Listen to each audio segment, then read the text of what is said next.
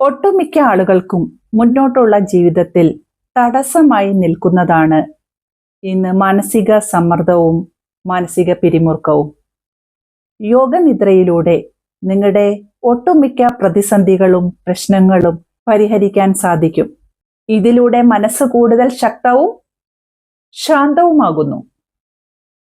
ഏത് സാഹചര്യത്തെയും ഒരുപോലെ സ്വീകരിക്കാനും പ്രതിസന്ധികളെ തരണം ചെയ്യാനും സാധിക്കും.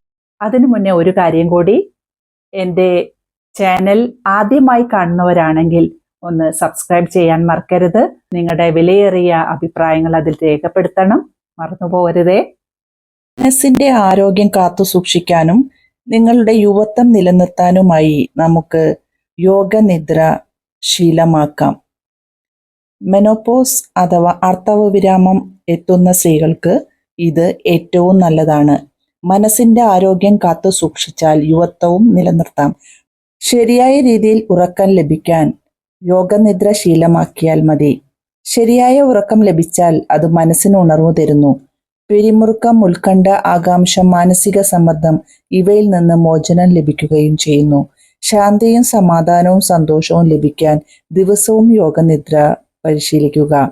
ആർത്തവ വിരാമം കഴിഞ്ഞ സ്ത്രീകളിൽ കണ്ടുവരുന്ന ഹോർമോൺ ഇംബാലൻസ് നിയന്ത്രിക്കാൻ യോഗനിദ്ര വളരെ ഫലപ്രദമാണ്. ഹോർമോൺ ഇംബാലൻസ് മൂലം ഉറക്കമില്ലായ്മ, അനാവശ്യമായ കോപം, അകാരണമായ ഭയം, അമിതമായ ഉത്കണ്ഠ, അപകർഷതാബോധം ഇവയൊക്കെ ഉണ്ടാകാം.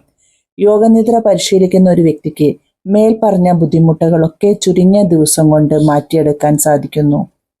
യോഗനിദ്ര ചെയ്യുമ്പോൾ എങ്ങനെയാണ് മേൽപ്പറഞ്ഞ പ്രശ്നങ്ങളൊക്കെ പരിഹരിക്കപ്പെടുന്നതെന്ന് ഒന്ന് ശ്രദ്ധിച്ചു കേൾക്കുക.